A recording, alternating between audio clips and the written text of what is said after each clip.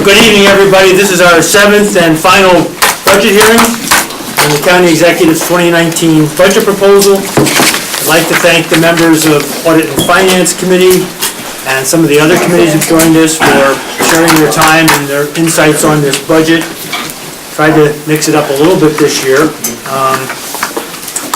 First, before start asking Commissioner Raimondo some questions about her budget proposal, I wanted to walk through the key dates that we have still before us. November 13th is the target date for having proposed changes to the budget to legislators.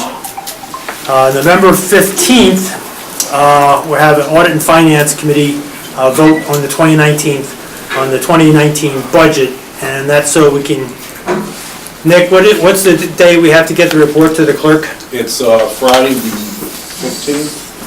So 6th, it's the day after. So the 15th we're meeting, and then the 16th goes to the clerk, and that's part of the timetable before the public hearing we have. Everything we give to the clerk will appear for the public hearing on Tuesday, November 20th. Yeah. Right, okay.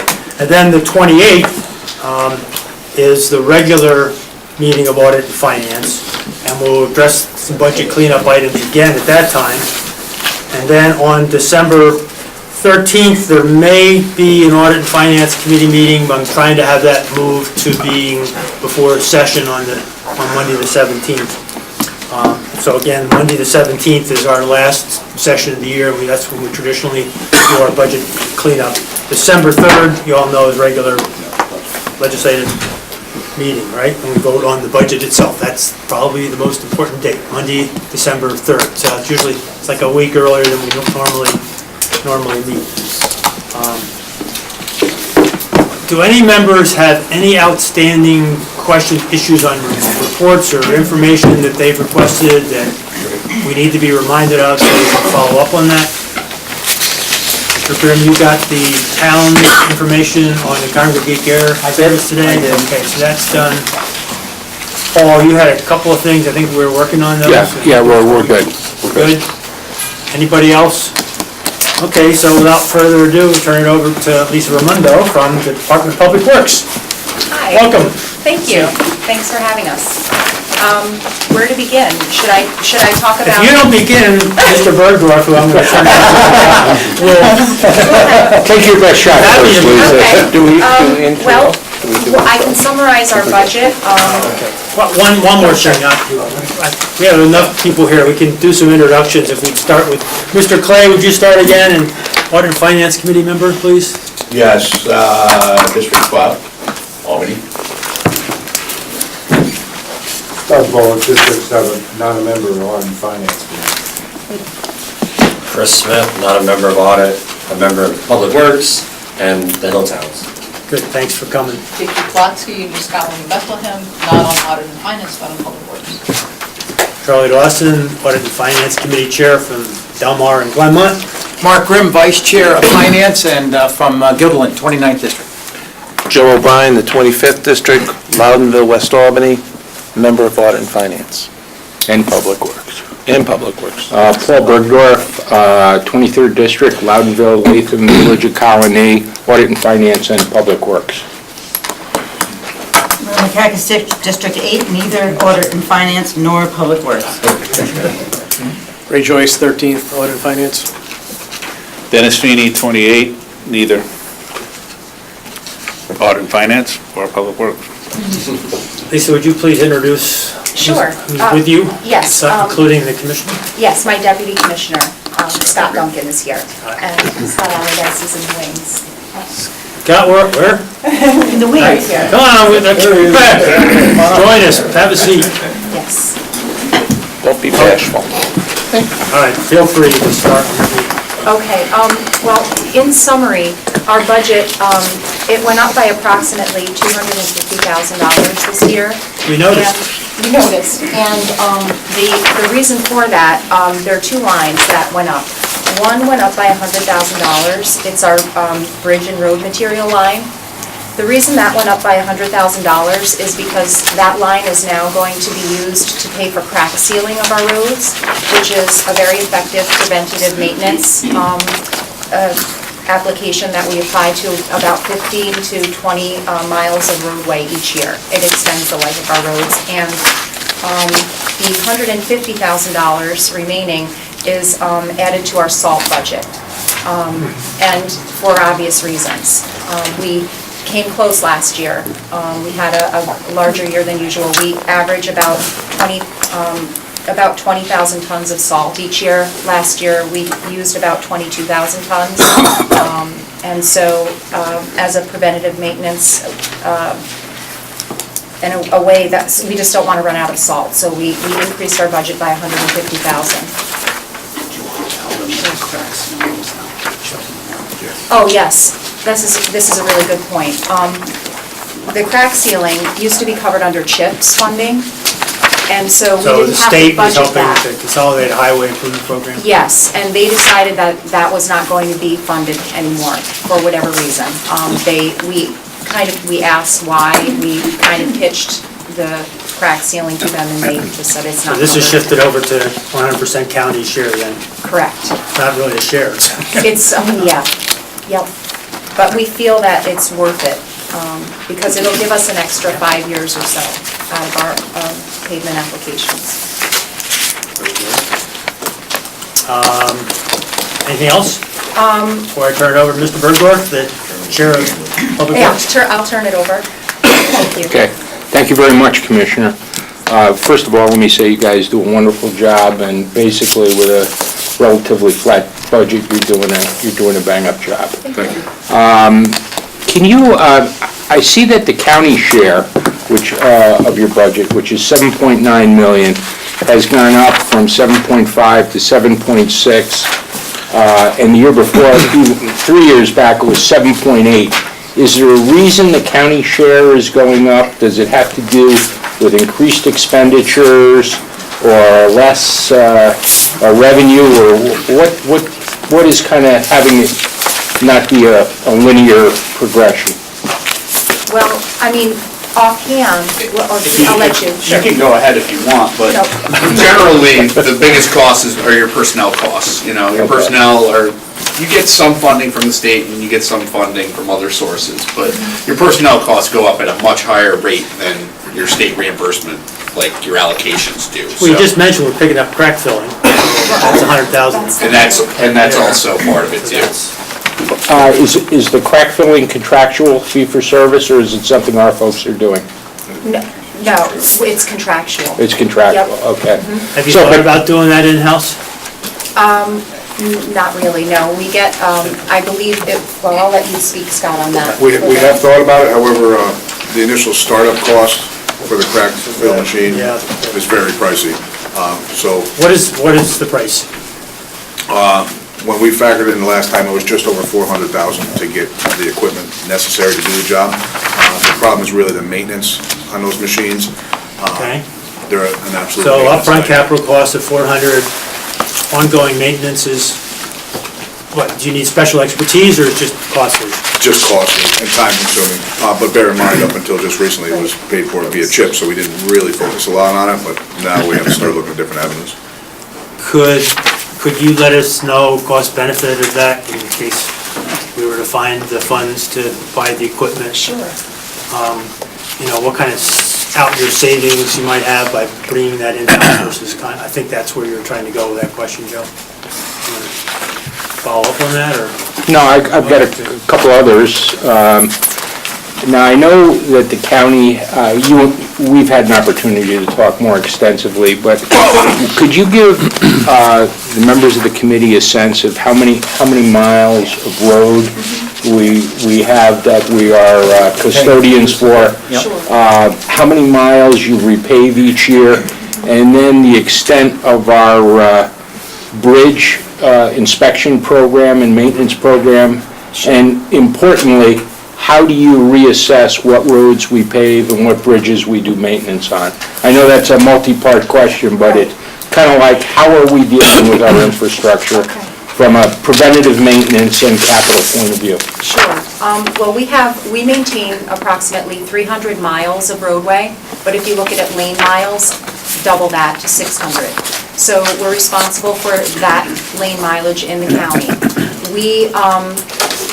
We repave about 25 lane miles a year. Some of that is just a top course, others are full-depth replacement, but in general, we work on about 25 lane miles. So if you divide the 25 into the 300, it takes about 12 years before we redo a road. Much of this work is paid for by CHIPS, and you can't redo a road with CHIPS money unless it's been 10 years. So we're actually pretty lucky because we have been able to stay kind of on par with what we're getting from CHIPS and with roadway maintenance. The way we decide on what roads we're going to work on, it's a combination of things. The CDTC drives all of the roads and puts together a list of all the roads in the region, and it rates them based on condition. So we look at the roads on that list on a yearly basis and assess the ones that have the lowest ratings. We put them on our list. Then we talk to the foremen who work in each of our subdivisions who are responsible for those roads under their jurisdiction, and we compare their notes. They give us feedback on the condition of the roadways. And between those two lists, we formulate our yearly list. As far as bridges go, our bridges are inspected bi-yearly by New York State DOT.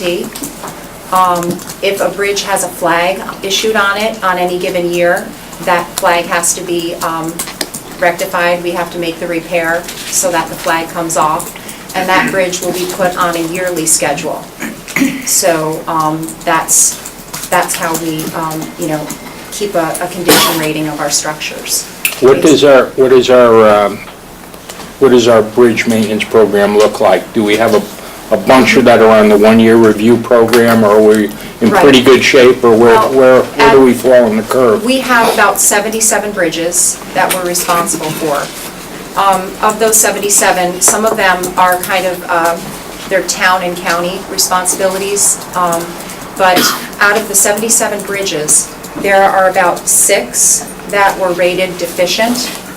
And of those 6, we have, a couple of them are on some single person's driveways, and so they're not carrying, massive traffic.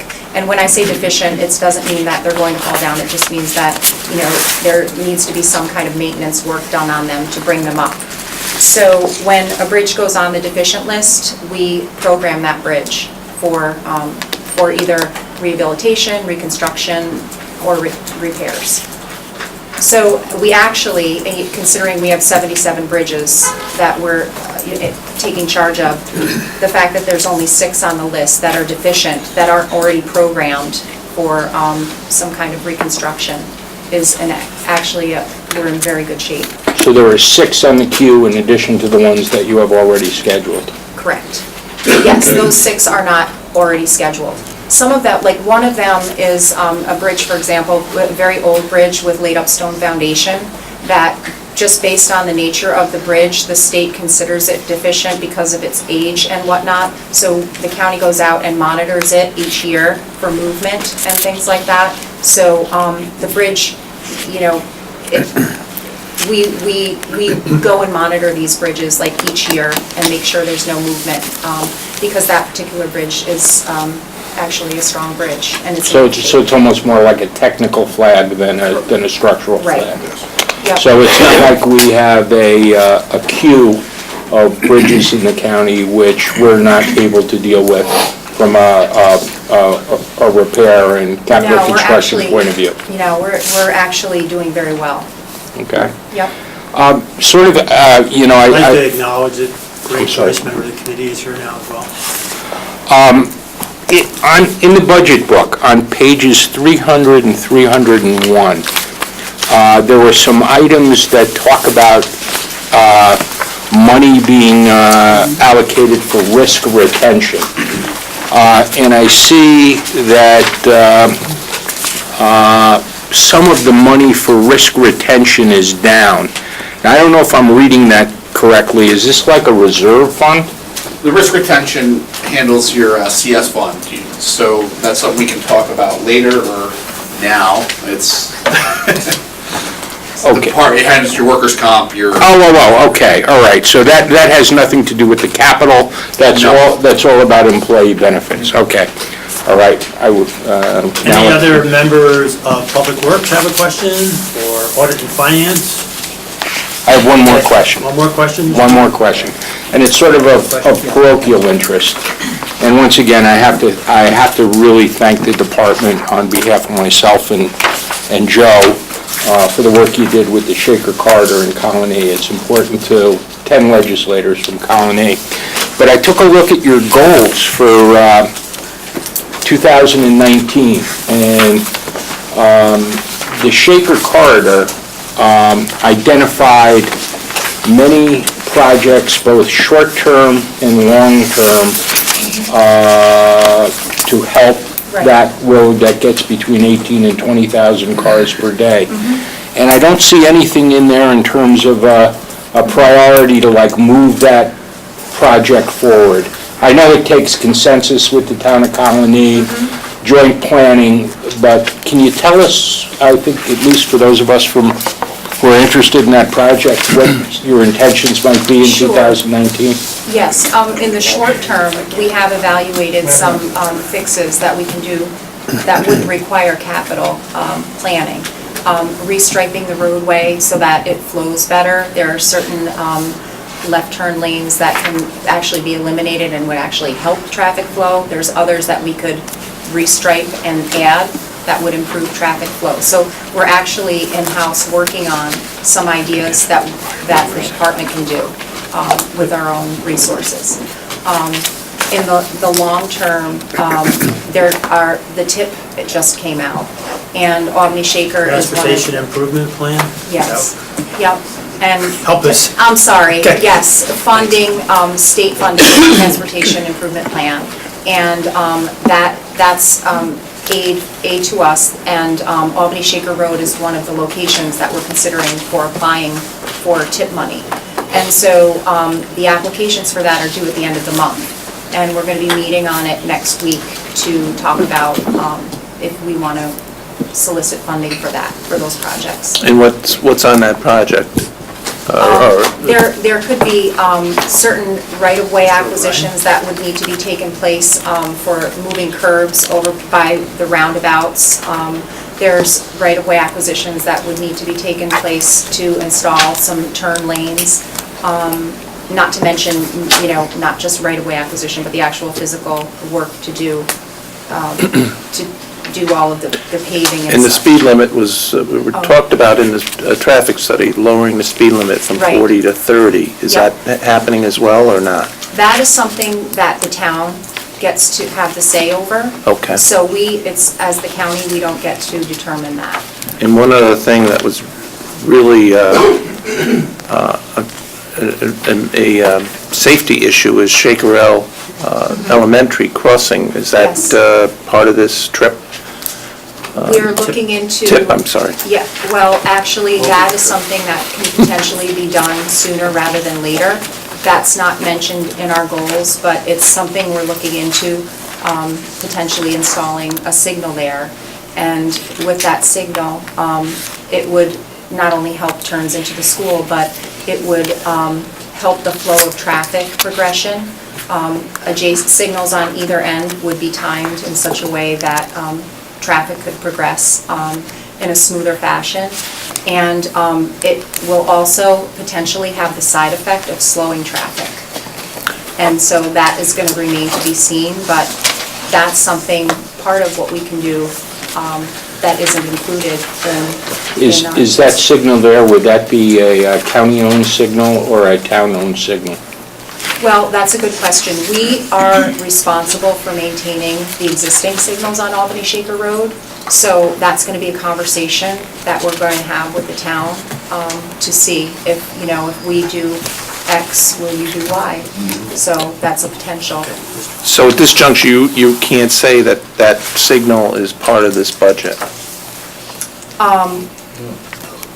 I can't say that it's not part of our budget Yeah. here. Okay. It- I just no, want but to it- know for the record, yes, Correct. it's not in here. It would be, that part would be capital. that the signal project would be several $100,000. I understand it's around 3. Could be. I don't have that figure, but I've heard. That's the number that's been out there. That's the talk around town. Okay. That's what they wrote in the paper, so it must be true. Commissioner, I'm glad you're aware of the problem and that you're on top of it. Mr. Graham has a question. All right, thank you, Mr. Chairman. I was glad to see you. From Gilderland. Yeah, you noted shared services as one of your key programmatic advances. I can't imagine, when you see how, even small towns have highway departments, it's like really one of the core aspects of what towns do are highway departments. And of course, the county has a very robust highway department. It seems to me there's really great opportunity for shared service between the county and the town. And I wondered, what ideas did you have moving forward that you think might show some great potential in terms of cost savings? Right. Well, right now, the county is having meetings with the various town supervisors to get their feel for if they would want to potentially share facilities with the county. You know, if both of us are in need of a salt shed, would it make sense to possibly purchase one and share the cost? Would that include purchasing too? It seems to me if it's close enough to the, municipalities, if you buy maybe more in bulk in terms of the things that they need, is that a possibility? Oh. That currently happens now with salt, stone, anything, asphalt. Almost all the local municipalities buy off of our contracts. Okay. So, and that's Karen Storm is helping you with that. Thank you. Yeah, I think Doug was first, and we'll move right on down the road here. On the sealing of the road, the new project, where your budget's going to increase by $125,000, why is that 5 times more efficient, lasting longer, and what kind of savings can you get out of that over the years? Have you projected a long-term savings on it? And could you explain the process? Right, there's a lot of studies about the benefits of crack sealing, but if you think about it, when the roads crack, water gets down into the pavement. Yeah. Freeze thaw, the pavement starts popping, potholes. So once cracks develop in the roadway, it becomes vulnerable. So the quicker we can identify roadways with cracks and put crack sealer in the cracks, it stops that process from happening. So why it's is this making it last longer, 5 times longer? Well, it's, yeah, I can't say 5 times, and I could actually, 5 years. Yeah. So generally speaking, we generally crack seal a road after 2 years. So we pave it, 2 years later, we go through and crack seal it. Well, the crack seal doesn't happen in the first 2 years, it's just a new road for the first 2 years. Roughly after 2 years, then we crack seal it. The whole idea of the crack sealing is to prolong the life of the road, sometimes 3 to 5 years by keeping the water out. Making sure that we make the 10-year span for chips. Okay, this sounds like a good cost savings. It is a huge cost savings in the long run. Like I said, it used to be state funded, it's one of those things that isn't anymore. But really, to not crack seal would be somewhat silly on our part. Mr. Smith? I just wanted to say that the new apprentice working with the retiree for a year prior to their termination is amazing. That's a great idea. yeah, hopefully we can move towards something like that. Thank you. The institutional knowledge that's lost when somebody just leaves and a new green person comes up is huge. How many key employees? Oh, I'm sorry. Next. Thank you, Mr. Chairman. Thanks for all the work at the county, at Lawson's Lake Park. Looking forward to getting that system installed and running and really looking beautiful here. That's great.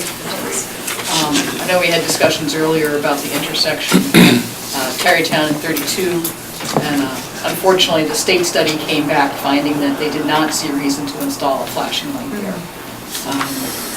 So I don't know if you had any opinion about the speed limit there. They hadn't included that in the study, but I did see the road testing strips.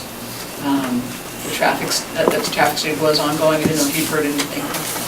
I did not get any letters from the state regarding their study. They would have done traffic counts as part of it, for sure. Unfortunately, we don't have the jurisdiction on that state road to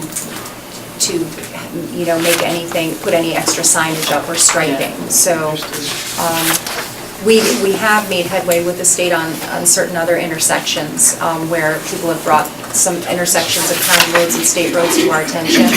And we suggested to the state that they go and look at them, County Route 1 and 443.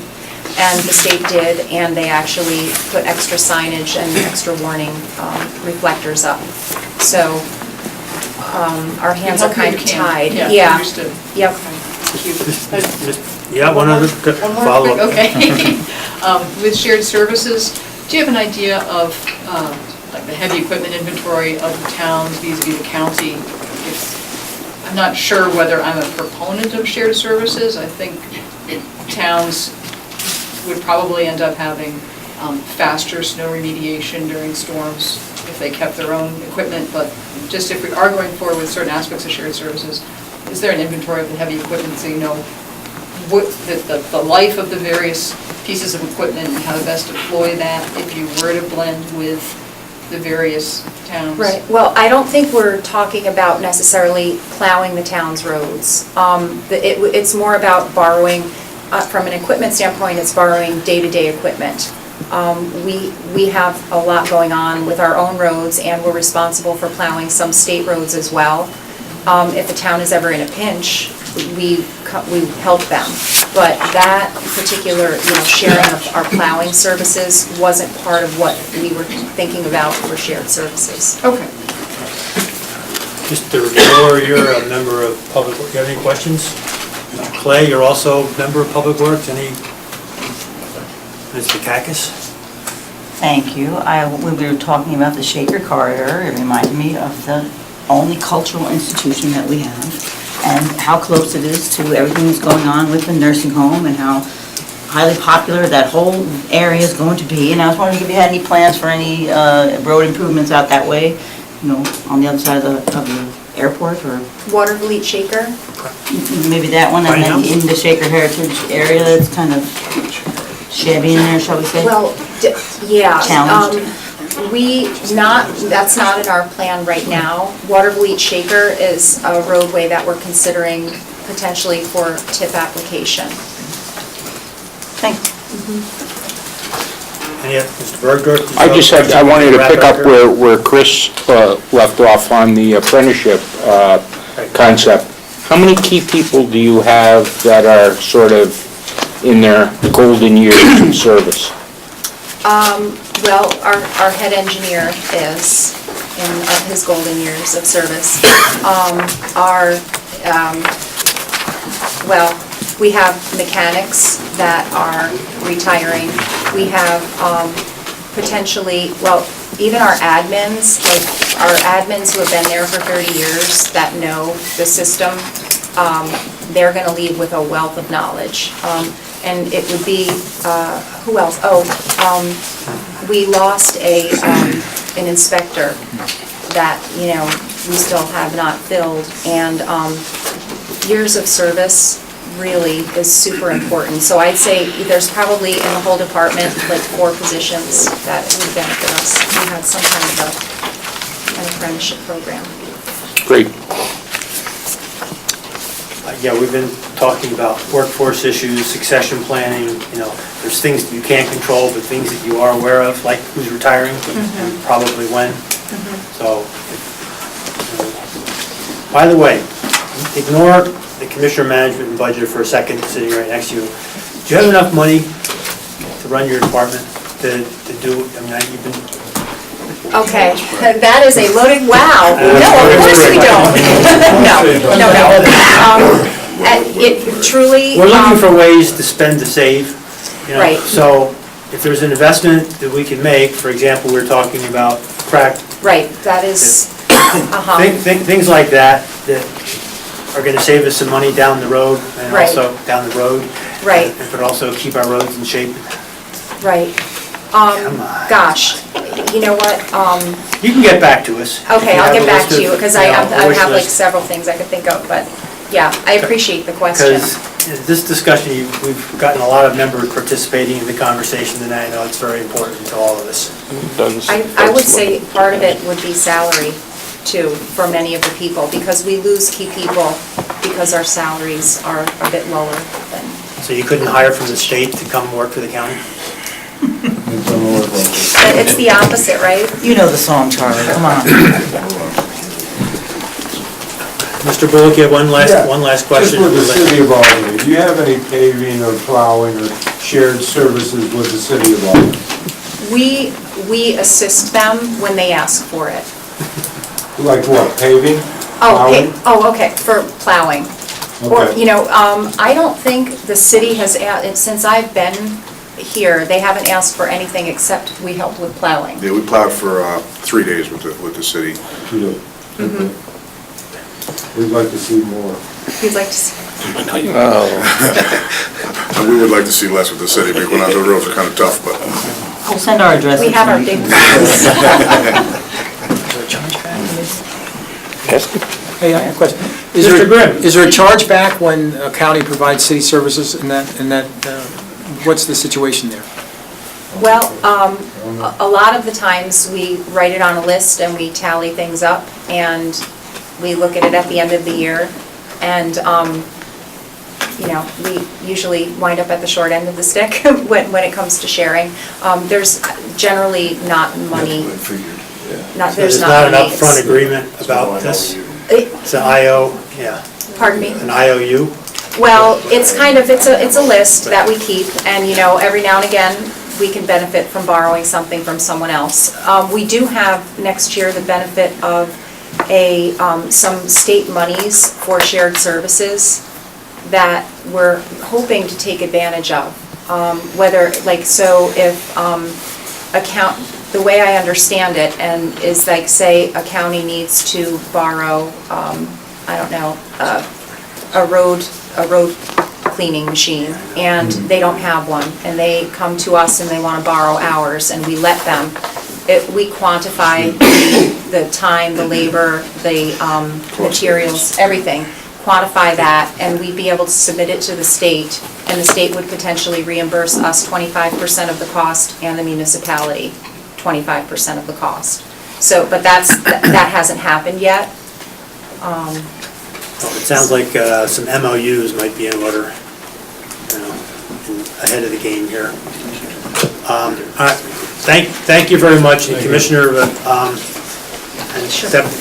get back to us with a list of reasonable deeds. Sure, thank you. Spend to save, thank you very much. Yes, thank you. shake a rake.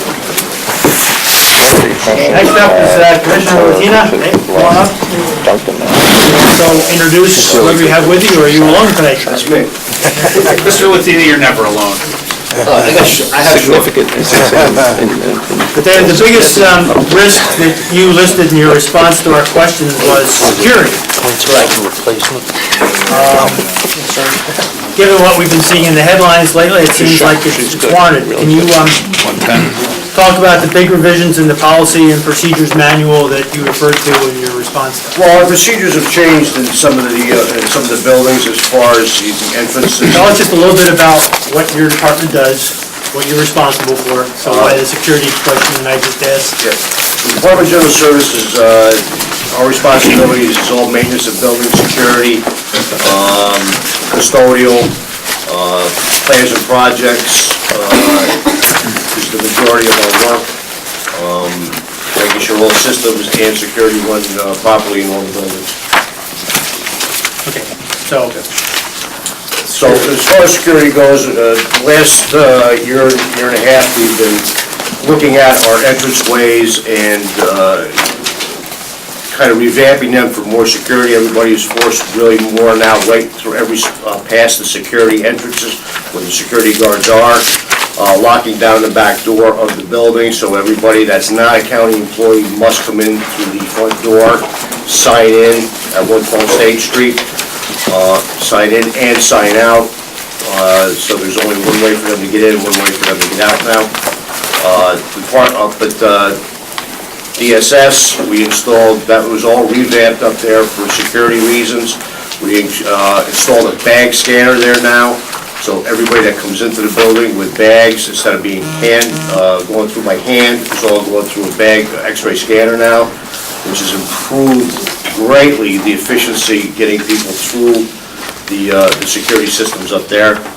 working with IT, updating a lot of the different cameras in the buildings, different views, different points that we need to see from all the different departments that we have to, the back doors, the front doors, inside some of the buildings, some of the key areas in the buildings that we can monitor from security, my office, and other offices in the building. Do we have an active shooter protocol? The active shooter protocol right now, Susan Reedy of the Health Department, we're waiting for the Homeland Security money for this year, and we were contracting with a company called TriTech, who's going to come in and do an analysis of all the county buildings and give us their opinions on what we should do as far as training goes and more security for the buildings. Mr. Blanchard of Information Services, who's going to be on maybe next, mentioned, he made reference to the business continuation in his list of risks. So are you involved with that in any way? No, sir. We call it continuity of operations. Does that sound more familiar? Answer for that? Yeah, but... That's more in reference to data, backing up all our data, our systems, keeping county systems. But I guess the location, the security of that backup location, if it's off-site, I don't know what you're... Yeah, that's not under the Department of General Services. Our location is off-site. Yeah. It's actually at the- Okay, thanks. Mike. Mike McLaughlin from the County Executive's Office. Developed a continuity of operations plan for all departments. It's updated on a yearly basis. It was it's about the size of the hazard mitigation plan that all the folks saw that went through committee here a few weeks ago. All departments have a continuity of operations plan, and it's updated on a yearly basis with new contacts and things of that nature. Good, you answered the rest of my question. Annually, Yes. David, you also talked about your 2019 goal related to energy savings. Can you Correct. talk a little bit about that? How We've did you been, help on that? the last few years, we've been really working towards more energy efficiency in the buildings to keep our costs down. So Is this far, Mr. Bullock? Yeah, I'm with it. Okay, okay. so far, since we started this program, we have 4 of our buildings that are Energy Star rated. We're seeing some significant savings. Why should the public care about an Energy Star savings? Well, Energy Star savings, it goes to the amount of wattage we're using, it goes to CO2 carbon emissions that we're putting out in the air.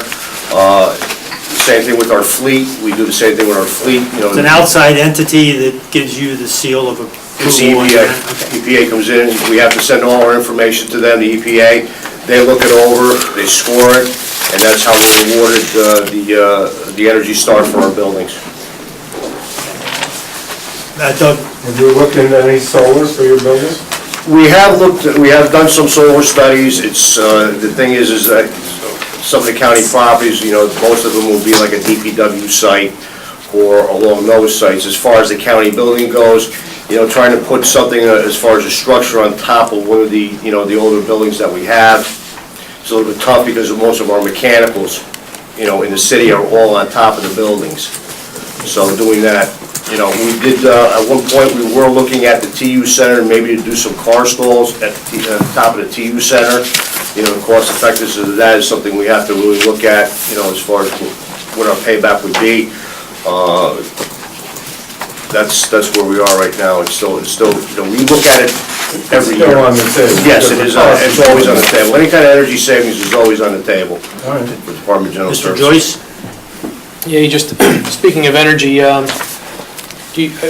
does finance pay the bills for, like, National Grid Department of General Services pays. directly? Okay, so are we with National Grid, or are you within, can we go with an energy marketer if you?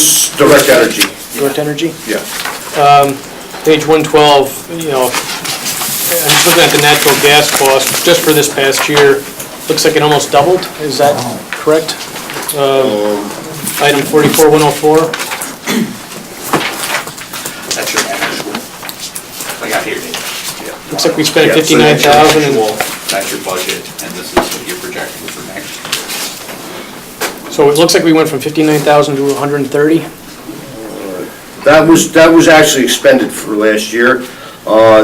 Then what happens is it comes adjusted for the money that we have left over from the year before. From year to year, we really don't know what we're going to run into as far as heating and cooling costs for the buildings.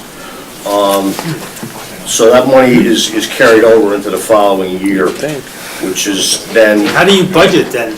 You don't have any idea? Well, we try to budget on a 3-year. We go to a 3-year average and try and do it that way.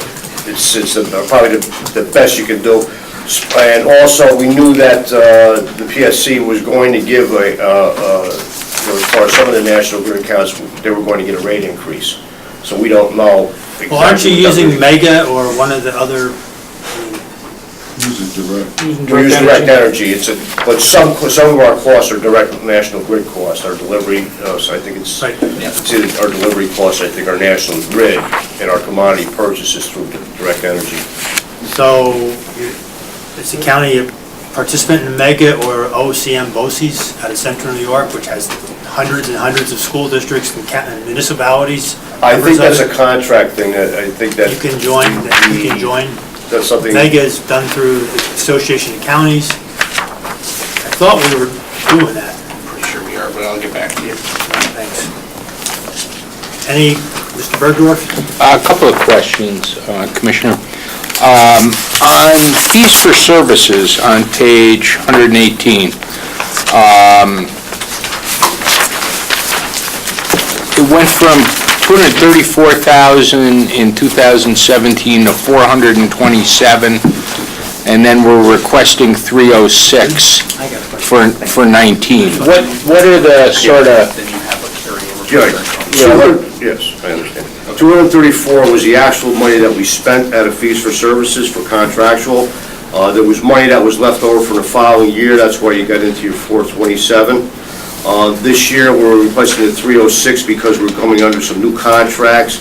As far as our HVAC contracts, there has been a slight increase in our HVAC contracts and all the other contracts we carry into the fees for services line, which the spreadsheet was included with my... I guess there's something I don't understand. So are you suggesting to me that unexpended funds we are carrying forward on the adjusted budget? They're more that they're projects that were not complete. Correct. At the end of the year. So they're allocated, you got the significant portion of that. But then you have to carry over the whole balance for that project to be completed. Let's say a project was, and just for instance, $50,000. You had about 30,000 of it completed at the end of the year. Okay, you didn't get all 50,000 done. Right. That 20,000 is encumbered into the funds. Oh, it's encumbered for the next year from existing that project should budgeted have gotten done. funds. And Dave has a lot of these. Okay, so that's what accounts for a lot of these numbers. The other question is sort of more of a general one, where I go back to a little bit of history. When I first got here, one of the big liabilities of your department was going out and dealing with vacant parcels throughout the county, in terms of your people boarding up and all sorts of costs. Correct. How have those responsibilities changed with the advent of the land bank and less properties under our care, custody, and control? Or what does that expenditure look like? We still have, what we did is we got 3 laborers positioned in finance at this point, and we have a supervisor that goes out who's also code enforcement. What we do is, when we take a building, we make sure it's boarded up, it's taken care of.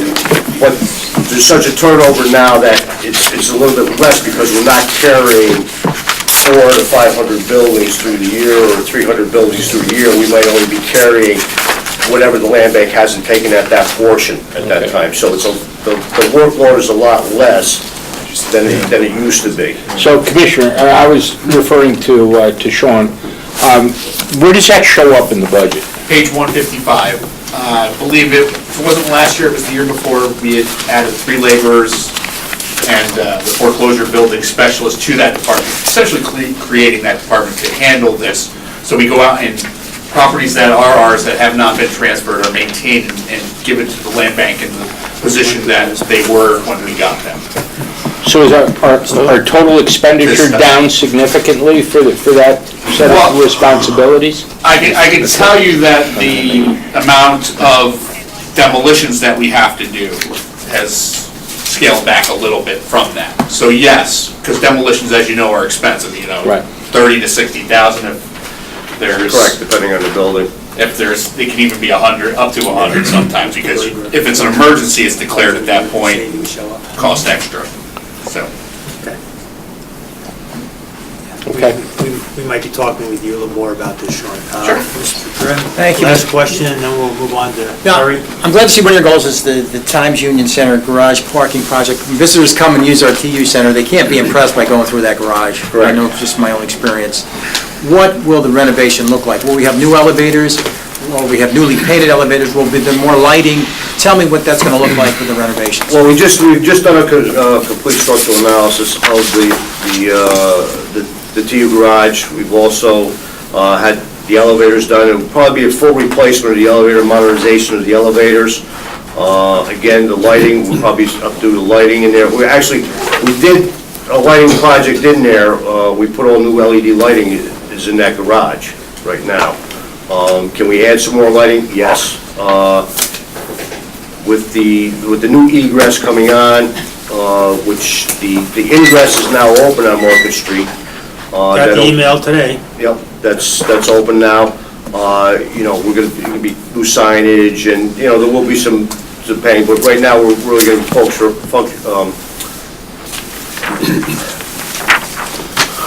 look at really the structural portions of it right now. When is the decking going to have to be replaced? I remember the state going through this, and it was hell for years. Yeah, that was part of the analysis of what we're gonna do with the decking. A lot of the caulking is going into the decking. We wanted to do the elevator project, like last year, but the problem was that we were still getting water into the shafts. So I don't want to put brand new elevators where I'm gonna get water into the shafts there. So that was part of the assessment that CT Mail has done for us, their contract, to give us a complete analysis and get that done, get that work started. Thank you. One more question. Just a quick one with the new ingress. Are you, I hope, anticipating better traffic flow for the people who are trying to leave at the end of the day and the show people are coming in and it's Yes, just a... right now, the ingress is open. To be working on the new egress, which was actually the ingress before. So that was the second part of the project. We had to get one portion up. So it's going to give a lot better flow once that project complete. We're probably figuring, by the end of November, that project should be completed. Any other member questions? Thank you very much. Thank you. Follow up on a couple of things, I'm sure. Mr. Blanchard for Information Services, come on up, Terry. Good evening. So, cybersecurity is the topic. Yeah. Oh, good. What are you doing with that? Any particular agencies more at risk than others? I would say we had this conversation a year ago. It'd be a different conversation. To do cybersecurity prior to last year, we would use budgetary monies or grant monies that might come our way. I think we did a good job being thrifty and getting some of the best of breed products in here for security. But now in the last year, because of the state board of elections, we've got a lot more opportunities to enhance our cybersecurity. They've given us cybersecurity training. They're giving us products. They're giving us a free risk assessment through Grant Thornton. The appliance that they're giving us for security is a top-notch appliance. It replaces appliance that we have that is 5 years old and A legacy system? was new, yeah, so and it's a much better appliance and does a lot more for us. So we feel much better in that place now. Can never feel perfect about cybersecurity. It's a fight every day and it's getting worse, especially with the elections, but that came our way, we were taking advantage of it. There also was a cybersecurity grant this year through the state, up to $50,000. We have applied for that, roughly $40,000. That, we have not heard on that yet. And originally, I was going to use a risk assessment with that money, but now that Grant Thornton has given us that, we're free to use that for some other cybersecurity posturing. So, you do the analysis, and then you come back to us next year with the request for the fix? Could be. The risk assessment is, Will that be they during don't the consider it year? an audit, they give it an assessment that we can use to make recommendations to management and to fix stuff that we can fix in-house. Policies, let's say, can we control USB devices better, things like that. You mentioned Board of Elections and elections. We had the commissioners in here, they they said that their security was in very good shape. And that was part of the decision we made on what kind of machines we went with. We're not using PCs to vote. We're just using an optical scanner to record something, a piece of paper that a voter has filled in with, a bubble thing with a pencil. So, low tech, that actually makes more security. High-tech, low-tech. They're, they're ballot machines and that type of equipment is sequestered on a private network that does not have internet access. Obviously, their business machines are on our segment. They go out to the internet and we obviously watch them. And the voter registration server is on our segment, but that is So what do you think about the security of their machines? What kind of special needs do they have for the scanners? For the ballot machines, the private networks? Our board, so keeping it simple here, the machines that our voters use to put in their piece of paper to have their vote scanned, those machines, Yes, yeah. what kind of special, if any, needs do you have for the security of those machines, or temperature controls, or what have you? The storage, when they're not being I was used. saying, we're not necessarily responsible for that. The BOE has their own IT guys. I know, that's what I'm asking you. My opinion, Yes. I think they're doing a good job. I walked through there last week, we were there for an event. They keep things sequestered as they should, and my understanding is that they keep things updated as they should. Things like USB devices, things like that, they use the appropriate devices that are supposed to be used with those machines. So, from my view, it looks okay. Good, okay. Mr. O'Brien? Yeah, back on what Charlie was touching on climate control of these machines, is that something that's needed for those machines? Do you know? I believe so. Again, I don't want to You have don't an know? expert Okay. on that, but I would think so because they do have to read the paper. That's usually, even our equipment has to be climate controlled. So, Okay. we have. Most electronic systems have like some kind of baseline that you have Right. to Yeah. manage them, so they have to have some. Barry said paper, so that's interesting. Yeah, I didn't know. absolutely. Paper, humidity affects the Yeah, paper. Right, yes, humidity. exactly. But the climate there seems okay, from what I understand, but, What about the Not county sure. executive's proposal to move them down to the DMV building?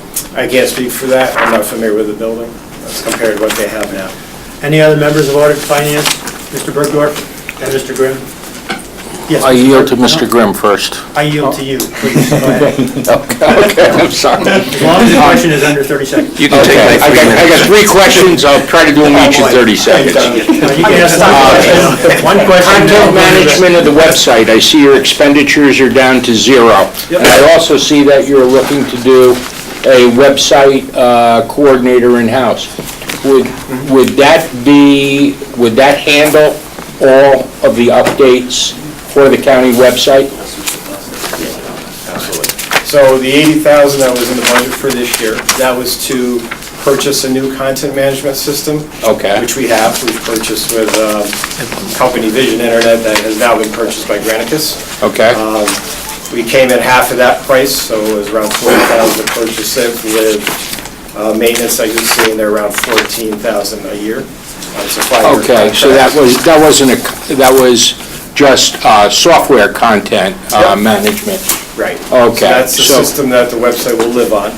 But what about the actual updates? Somebody wants to put data in. Are we teaching departments to upload that data directly? Is it going to be user-based? We have a website developer in-house that does the bulk of the updates, the heavy lifting, the look of it.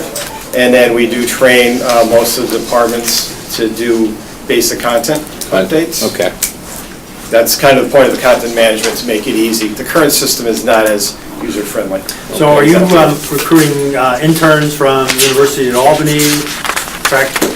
We've had interns, most of the interns that come our way are typically development for other type of development, or they're more technical, like help desk technician type networking. So usually the problem with an intern is we will get them in for 3 months. It takes time to get up to a certain level of skill in any of the technologies. So usually by the time they get up to that level, they're leaving. But maybe some of those folks could be used in other agencies or departments. Oh, absolutely. Absolutely. We have done that, actually. Mr. Grimm and then Mr. O'Brien. All right, thank you, Mr. Chairman. Yeah, I'm very curious. The legislature passed a modernization plan, and I'm wondering, what is Information Services' role, and how are you going to interface with the legislature? Do you have a clear idea how that's all going to work? Right, we've been involved, as you know, John Whipple from our department has been involved. So, Are you guys clear about what your expectation and your responsibility is vis-a-vis the legislature and how it's all going to work? just continued support from our side, responsibilities for the roles that each in the legislature, the county exec, and the departments will get. We'll maintain that. We'll be the first line of support to help with the interface to the new system. Does that make sense?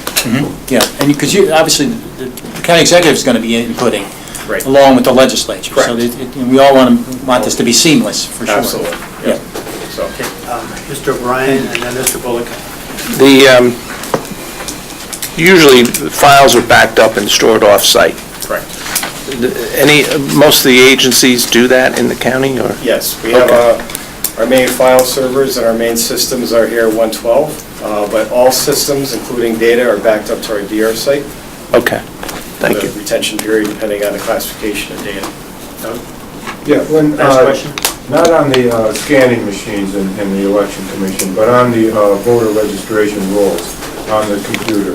When something happens, they have purge, are you overseeing what's deleted on that purge, and is there any updates on the equipment security for that? On the system that we maintain on our network, it's updated monthly with Microsoft security patches, and we work with NTS to do the patches, back up the system prior to patches, and then install the patches and testing afterwards. As far as the purge of data, that is BOE's responsibility. It's their responsibility. Absolutely. You don't oversee Right. that. I'll back up prior to that, so we have some kind of history in case there's an issue, but there never has been. Okay. Mr. Miller and then Mr. Bergdorf, and then we'll wrap it up. Yes, just one question, and it may not be the right person or not. On the flash drives for the voting machines, does your department have security on that, or is that done by Board of Elections? On voting machines, we do not. We're not involved with that. BOE's IT staff will take care of that. There's specialized drives for those machines. Mr. Bergdorf. Perry, is there any effort to increase or to institute e-commerce for the county? Meaning transactions that we can do electronically over the web? There's been discussions on it.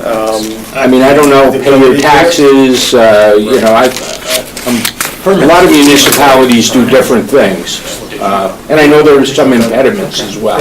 There are, and that's something we probably should go over and find if we want to do that. That's not, I mean, Perry's part of the network, well, but generally all we right. have So an external. it's not like you have a working group that's looking at e-commerce We at this would point need in time. infrastructure from Perry generally to run that because it would be handled by a third party. Okay. Transactions are not going to handle on our server, it's going to be directly to it. A secure server someplace else, okay. Thanks. Blanchard, thank you very much. As you may or may not know, we did something a little different this year in our review. We had a session on workforce issues. Okay. And Tim just reminded me that next year, that's probably going to be on digital government. Okay. So you may be front and center on that. Any ideas you have about that? Okay. Okay? Right. Thank you very much. And now, Sean Thalen, you're on, Commissioner Management Budget. Jeff, not here tonight. No, he's not. But I think I can handle the questions here You for can us. handle finance okay, you think? Just kidding.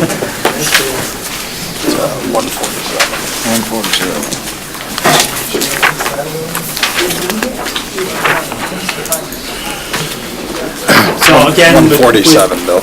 Jeff's Department of Finance mentioned that the biggest risk was, again, losing long-serving employees. Yeah. It seems to be a common theme.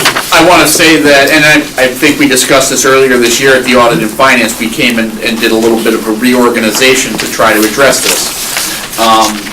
It is one of the hardest things, and Jeff's department in finance directly, 23 employees, he had probably a good third of them to a half of them that were 20-plus, 30-plus year employees. You know, there's a few that are still with us, and we've been able to retain a few on a temp help basis for training purposes, because when you start getting into stuff like the foreclosure process, it's very intricate. It's not something that, you get somebody off the street.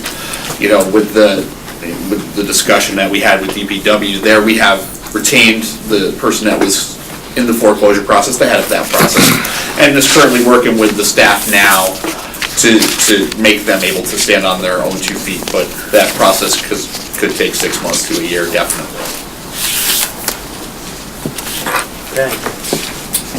Questions from other members about finance? Anything else you want to say about this? I think it's pretty self-explanatory for the management and budget section as a whole. It's, roughly 300,000, or 300 million, sorry, I dropped off a couple zeros on that for the county. Funds a lot of your county share and other departments, and, it holds your sales tax, which the collections department and also our treasury department handle very well. Along with the tax levy, it's a significant portion of your revenue, and I think that as a whole, they do a good job doing that, and keeping us well into, compliance with that. With that being said, next year, we are also looking to expand ourselves into the investment business. We started this year, and, we have revised the policy, and we'll be calling an investment committee very shortly, hopefully by Q1. As you know, the fourth quarter of the year is a little bit tough to get, board people to come in. The holiday season's a very busy time, so we're hoping after the first of the year that we can get all the parties necessary and sit down and do that. Other than that... Yeah, so we talked some of the big picture items in the last couple of weeks. One of them was the capital plan. We also started talking about OPEB, other post-employment benefits, which means not retirement, but health insurance and dental, and et cetera, et cetera.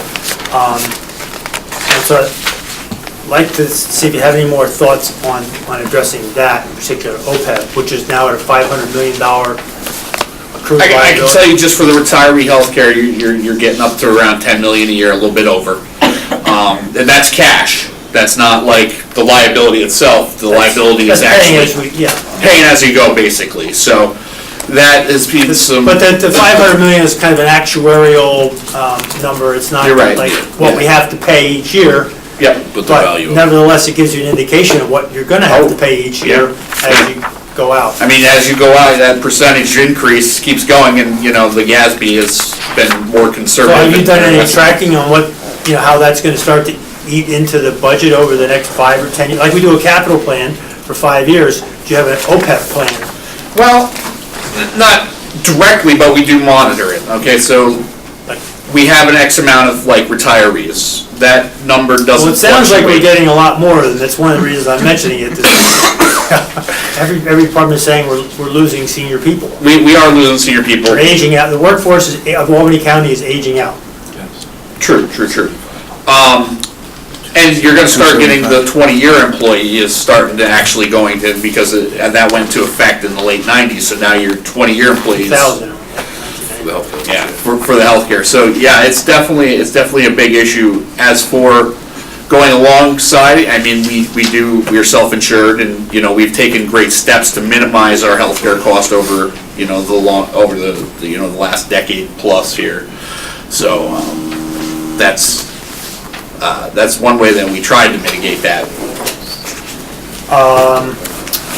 Let me jump to another thing that the controller, I think it was the same night you were in here, I'm not sure, Yeah. we're talking about community college tuition, said that, well, we had budgeted for 10.5 million, I think we've been using that number for the last few years, if Yeah. I recall. And But he we've said been- it's already jumped up to over 11.5 so far. We've been around that number 10.5 if you go historically the Yeah. last like 6-7 years. It is negative right now, and he is correct, there's probably a good 750,000 to $1 million over at this point. So how do we pay for that? Was that? How do you pay for that? Well, we would find, vacant appropriations, we can do a cleanup here, as you can see. Vacant we're- appropriations that have cash behind them. Yeah, yes. Yeah. How much of that kind of cash is lying around? I mean, You don't seem to be very stressed about finding the money to pay for this, so I assume maybe you have Under a ample, rock somewhere. He's a surplus. He's a composed person, that's So how much were you planning on sweeping into? should I have sweated a little bit more on that? At the end of the We'll fiscal be- year, how much we'll you be plan on honest with sweeping you. into the undesignated fund balance? Was that? How much do you plan on sweeping into the undesignated fund balance? I plan that After you it pay will for your increase, community I don't college. know about sweeping, piles of money, but I do intend on it increasing. By I'm how much? hoping, there's a lot of. The budget says one thing, but the budget also said that sales tax was gonna be one number, and Yeah. it's, twice that, but. Yeah, we can all these numbers we can go over every, you're gonna have some that are negative and some that are positive. I mean, those kind of things that's what we do with the budget, we try to formulate the best plan that we can that's fiscally viable. So, you're expecting community college tuition to be north of 11.5 This year it's going to be, for 2018 actual adjusted? for actual, And yes. so, do you suspect that we're gonna need this similar amount next year? I think it's Do we still, have to I think change it's the still budget? open, this is an anomalous year. What they did for Hudson Valley is the state granted them like a 8.5%, 9% increase. Wait, but so They have- anomalous meaning it's not gonna happen next year? Well- We're gonna go back to 10.5 like you're I'm proposing? hoping, yeah, I'm hoping, because we've trended that way So- for like 7 out of 8 years. It's a possibility that it goes up. So there was an anomaly in 2018 is what you're saying? I would hope so. Okay, well, thank you. I can't, I don't caress through the bills like directly. Those do go directly to the comptroller. And he does Well, set there was them. just $1 million disconnect between what's in, what historically has been our Yeah. payment. Oh, yeah. And, what he said the actual cost was this year. And Yeah, you're saying it's gonna go he back did- to the norm next year, that's fine, I'm good. We'll talk about it some more if you want. CDTA ridership, Doug, was down 6%. Oh, man. You have a question? Uber's cutting into there. Yeah, Uber cut in, yeah. Uber and Lyft. Really? Yeah. I got a question on your CDTA is more expensive than Uber? It's more convenient. More convenient. Uber's more convenient. Yeah, Everybody's- yeah. I'm on a ride right now, I don't want to Should do go that half hour. CDTA. But I think they're going to do their own type of Ubering. Yeah, there was just something in the Times Union today Yeah. about CDTA doing their own ride sharing. Yeah, Yeah, interesting. That's a good Gonna project. do So, similar. can I I ask? guess my question, just to follow up, so the ridership, Just to the market. the impact on our expenditure of the 1.2 million on CDT, how does ridership tie into that? We can look- We're Yeah, so giving we- them $1.2 million this year. Yeah, we have a. 2019, I'm sorry. We have a set number that is tied to state legislation, that is our county contribution to CDTA. It's a little over $1 million, as you're saying. But is it formula based on ridership, or is it a? No, it's not based on ridership. It originally was based on population when the statute was enacted. That was over 20 years ago. It hasn't been rejiggered since then. There are multiple, obviously, funding streams for CDTA. I was actually on the phone with somebody from CDTA today, just double checking things, because I saw the article that you saw today, that down 6%, just to make sure that they were good with everything. Now, you want to tell them how many years it's been consistent like that? So the number 2 in finance at CDTA told me it goes back at least 27 years. He does not have records beyond that, so it has not changed. Ms. Willingham? Is this a mandated It's a mandated county contribution. All the counties in the capital district kick in a proportional share based on, and it's a multifaceted formula. That's what I was trying to get from him, whether it was just population-based, but it's population-based, but it's population within a certain distance of a route, and it was Is that very... by state? Yes. Do we need CDTA if Uber and Lyft can? I think CDTA serves a vast percentage of the population that would never get into an Uber as well. Plus they're getting electric buses. There. On your delinquency collections, the outreach is going up in wider, and the delinquency collections going up yearly. So in terms of the property taxes? Yes. So our property taxes, Jeff knows the exact number, but it is north of 99% that we end up collecting in the end versus foreclosing. When you factor in interest, penalties, all those things, what we send out on original bills, we collect approximately 99%. What I'm getting at, there are more people going into delinquency collection. Going into, I would have to check on. In terms of us foreclosing, no. No, not in terms of you foreclosing, going into. Going into, I would have to check on. Yeah, that would be something that we would have to like research and get you a specific number if you'd like it. Yeah. Yeah, I know I saw it somewhere, but how much are we making from the foreclosures? Oh, we make 5 million? Yeah. 5.5. 5, I remember, yeah. Oh, that's it. 5.5 is the interest and penalties. So not on the foreclosures, what we collect before the foreclosures. Yeah, of course, there was opportunity, we didn't have that money when we needed, but. Okay. Correct. So, Mr. Bergdorf, Mr. O'Brien. Next. When you're planning your budget, do you rely on any forecasting models out there for, sales tax? And we try to be as conservative as we can, NISAC gives us, data across the whole state. They do every county, the breakout, every county, what they are year over year, et cetera. And also, general economic position and how we in this area, fare from that. To be honest with you, luckily, it's a lot of government here. It's pretty inelastic. It's not like we had, manufacturing or something of that nature is something. So it gives us the ability, if we stay conservative, we generally, don't miss by much if we miss. It can, but. Yeah. And reappropriations, we don't do reappropriations in this. Reappropriations? Of funds. So in other words, an agency doesn't use $12 million in that fiscal year. They only use maybe 8. At $4 million, is that reappropriated into their budget next year, or? No.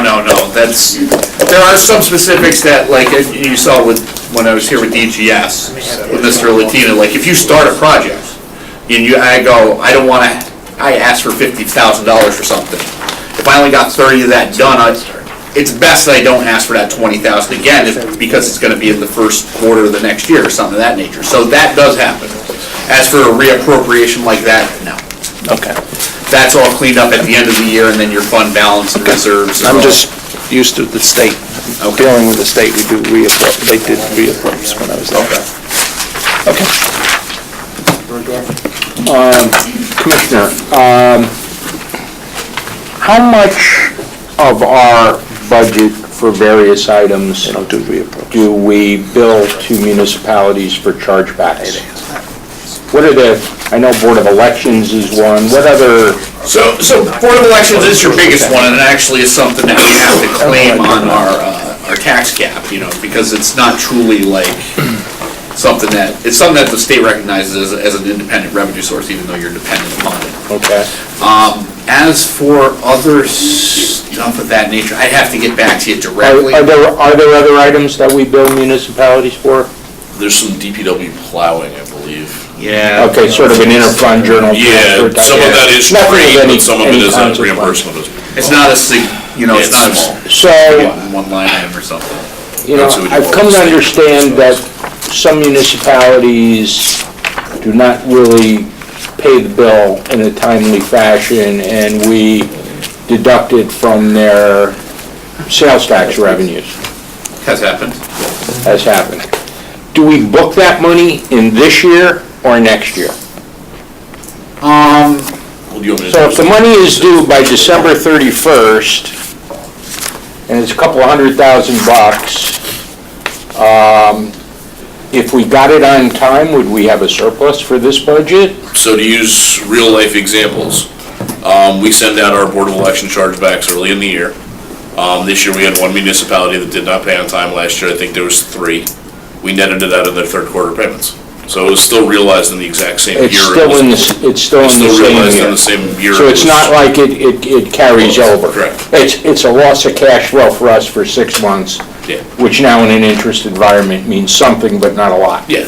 So it's not like it's. Yeah, we don't charge any interest on it, but we just net it out Why of don't the we next have a certain, outgoing. beyond a certain point, beyond 3 months, why don't we start? Well, the deadline will be set, like, when the Board of Elections chargebacks are certified by your body, there was a deadline set on that for them to pay.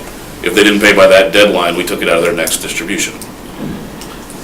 We only have these massive distributions once a quarter, so. Okay, so It's really like it a doesn't, recourse if you. they don't outside. normally go beyond our budget calendar years. Not since I've been around, no.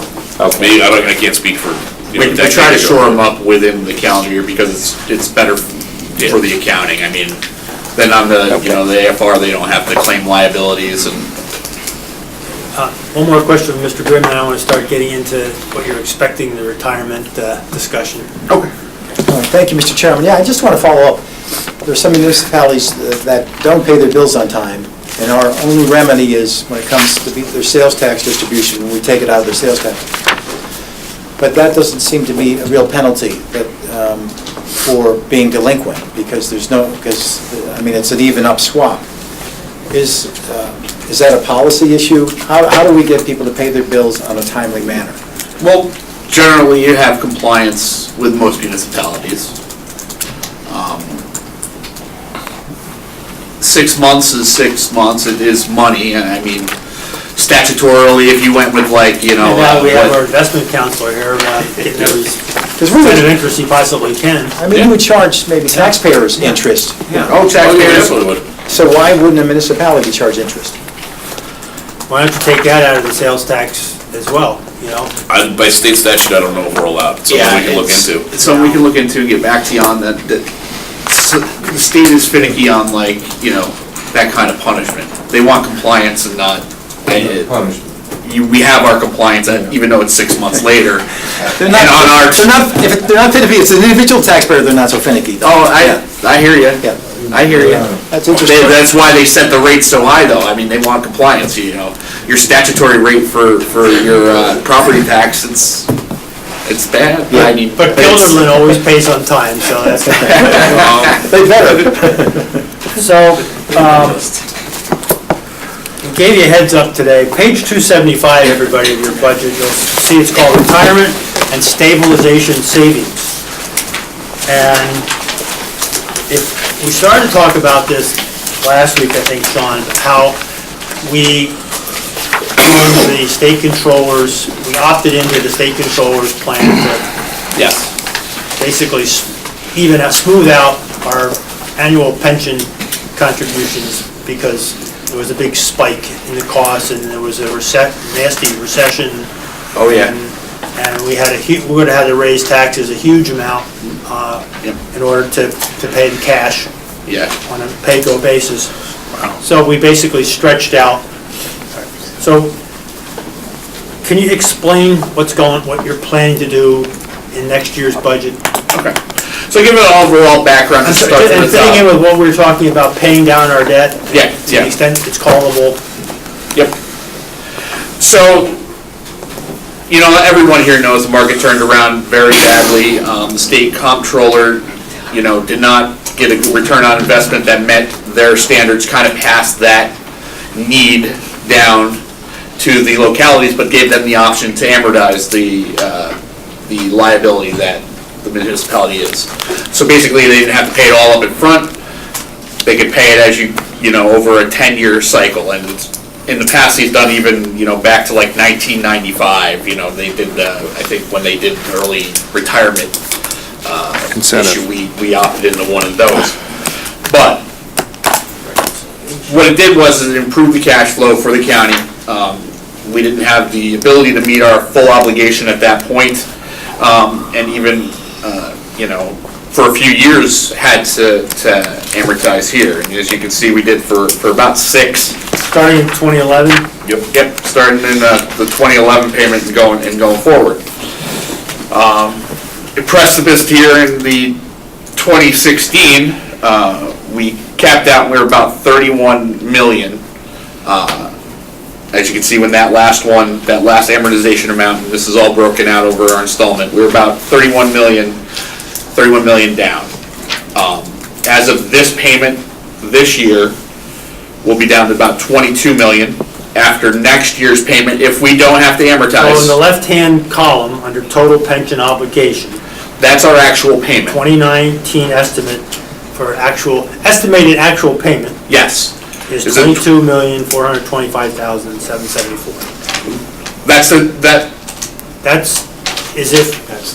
total. That's the bill for 2019.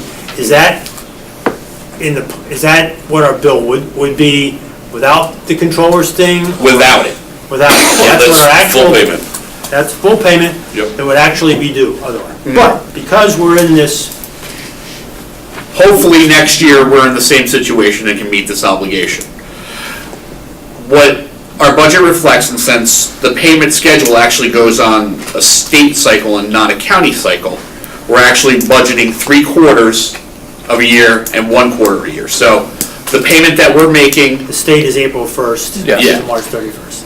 so we're actually budgeting for 3 quarters of it, and then next year, 1 quarter. So Right. when that payment lines out. So that's why it doesn't true up exactly here.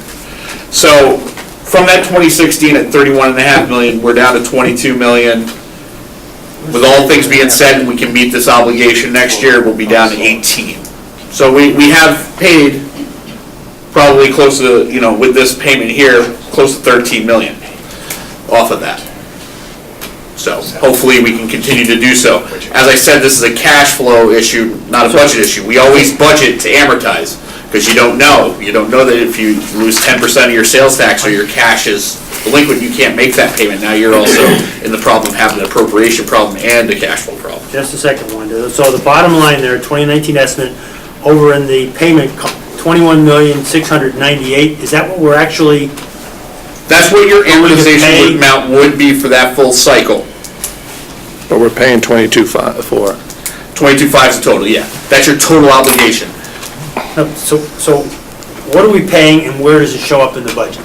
Okay, so it shows up in every department in retirement, so.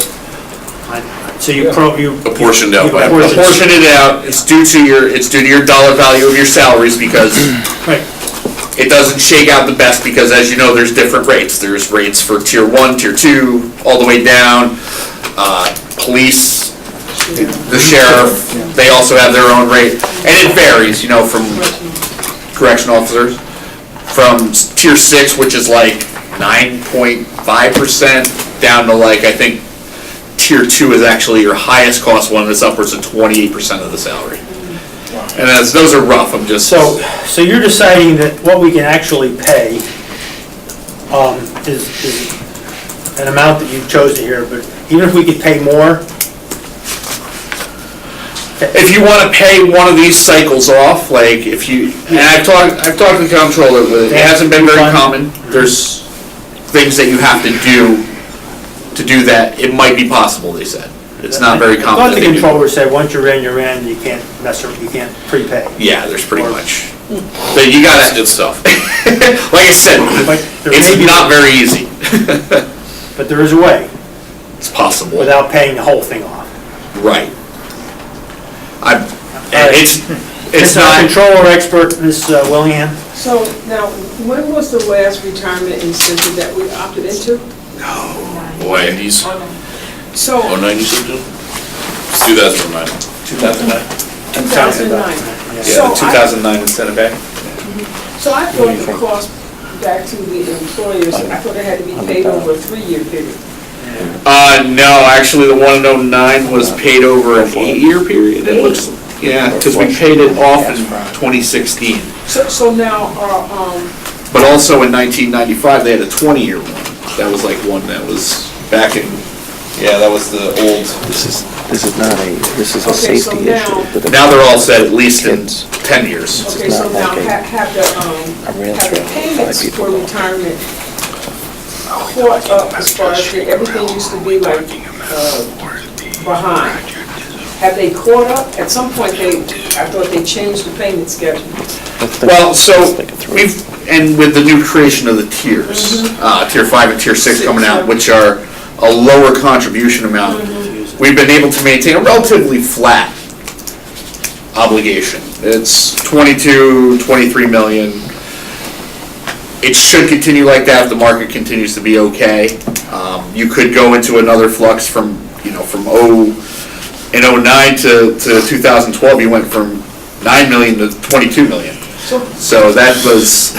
But how many Tier 2 people can we still have left? There's a handful, maybe 10. It's not a lot. Okay, so we're only paying 28% for like 10 people. Yeah. 28%. I worked with And so, but ADA. because we have the new Tier 5 and Tier 6, our cost is even lower. Yeah. That's a good deal. Okay. Sure. And so Our that's why. percentage cost is lower, but our salary, our payroll keeps going up to offset Okay, that. Right. committee members, bear with us, we're almost done here. Would you please tell me again, how much are we paying in 2019 for our retirement? With reconciliations, with early retirement incentives from prior years, with everything, what? 21.7. The third column is what you would net out. 21,698. Yes. The fourth column, right. Yes. That's what we're paying. There you go. That's what we're budgeted for. That's what you're budgeted for, and that includes amortization, and we hope we don't have to do that. But we always budget conservatively that, and your amortization is not. It includes the 3.9 million down in the paragraph below there. The 2019 bill also contains payments totaling 3.9 million for prior amortizations and installment payments Yes. associated with early retirement incentives offered by the county. If we did not have outstanding amortizations, your bill would be $18,500,000. Okay. And roughly. that includes this reconciliation, which increased our liability. How did that happen? Did the state do review what we were paying and they miscalculated again, or? It's in the second Yeah, to the last change in one. total, that's the change in your total obligation. That's the apportionment, and, your total obligation is used, that's all your salaries and then everyone's salary that. So the reason why there's that, what's that? They do a projection initially, then when the sign. Yeah. So, yes, they do a projection, and then when you actually get the final estimate, it's built on your actual salaries. So they do a projection of your previous salary. Okay. There's a record here. So, That kind of sort of possibly makes sense. you can always just tap me when, like, you have something that important to say, like you're going down the wrong hole. Sorry, Mr. Chairman. Miller? Let's go back a little bit, the investment advisory board that you mentioned. Yes, has that been? Are we done on retirement? Are we done on any questions more on this? Okay, yeah, Ms. Doug, and then, On retirement, would you financially be better off if you targeted an early retirement incentive towards the Tier 2 people? Well, It's got to be done from the state level. I mean, there are so few of them, but they're not early retirement at this point. Maybe you're just giving them incentive to go. I mean, retirement incentive, not early. I think Tier 2 ended in, 77? So you got 42 years? 76. 76? 76. Yeah, but financially, if they leave, that's a. Just cut them a check. I mean, Well, you're paying 28% of their salary. So once they got whatever that would be, it was underneath the 28% of their salary, maybe. Okay. Okay, Mr. Miller, last question. The investment advisory board you mentioned that you're going to be putting in first quarter, is that already coming, or if so, who's on? There are multiple members. You want to go over the membership list? So I don't know if the various legislative appointees were ever formalized from both the majority and minority parties. I know, I was just speaking to the minority caucus about it. The constitutes on the list. So, I'm trying to think, what was it? It's myself, 3 executive. Yeah, 3 executive appointments, there's, well, 1 majority, 1 minority. And comptroller. And 1 from the comptroller's office. Next meeting. It's the same constitution that the board has had for, or since it was previously constituted, when they were previously doing investments, like 10 years ago. I believe I canvassed all the people on the list. There might be some outstanding.